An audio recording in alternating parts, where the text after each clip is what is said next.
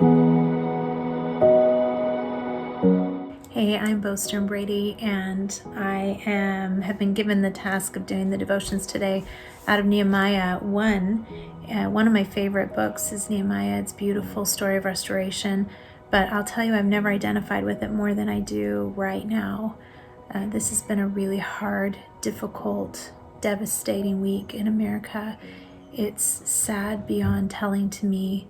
I have never imagined that we would see the kinds of things that we're seeing in our country. We might disagree on the causes or the reasons. I don't even want to talk about that today. I don't think that's the point. I want to go back to the Word of God and see what is our path forward. How do we move as people who want to see His will be done in our world, in our country, in our neighborhood, in our streets? So Nehemiah was a servant to King Artaxerxes in Persia, and he lived in the citadel of Susa. And while he's there, some messengers come to him from Jerusalem, and they tell him the condition of Jerusalem. And they say this: those who survive the exile and are back in the province are in great trouble and disgrace. The wall of Jerusalem is broken down, and its gates have been burned with fire. When I heard these things, I sat down and wept. For some days I mourned and fasted and prayed before the God of heaven. I think this is really important. The way that Nehemiah prepares the ground for prayer, he prepares it first in his own heart.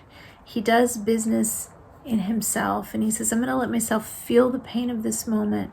I'm going to let myself understand that this is not okay, because I think we all know it would be easy enough right now to just move on. It would be easy enough to say, you know what, let's just distract ourselves. Let's move into the new year with new resolutions. Let's have new goals. Let's focus on things that aren't as painful to look at. But I think that would be a big mistake. As people who want to see God's kingdom come to our earth, I think it's important that we let ourselves feel this moment and feel this time. I know we don't want to get stuck in the pain, and I know we want to live with hope, but I think this is a time where we say, God, I want to feel what you're feeling, and I want to grieve appropriately. And then I'm going to be willing to fast and prepare before I pray. And then this is what Nehemiah prays: Lord, the God of heaven, the great and awesome God, who keeps his covenant of love with those who love him and keep his commandments. Let your ear be attentive and your eyes open to hear the prayer your servant is praying before you day and night for your servants, the people of Israel. I confess the sins we Israelites, including myself and my father's family, have committed against you. We have acted very wickedly toward you. We have not obeyed your commands or your decrees or the laws you gave to Moses. Remember the instruction you gave your servant Moses, saying, if you are unfaithful, I will scatter you among the nations. But if you return to me and obey my commands, then even if your exiled people are at the farthest horizon, I will gather them from there and bring them to the place I have chosen as a dwelling for my name. They are your servants and your people, whom you redeemed by your great strength and your mighty hand.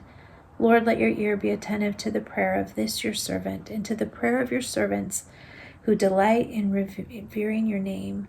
Give your servant success today by granting him favor. So the thing I want to major on in this prayer, there's a lot we could pull out of this. In fact, I encourage you to do it this week. Maybe read this prayer over and over again and just see what God illuminates to you in it. But the thing that really stuck out to me is when Nehemiah prays, I confess the sins we Israelites, including myself and my father's family, have committed against you. I just want to spend this week saying, show me myself in this.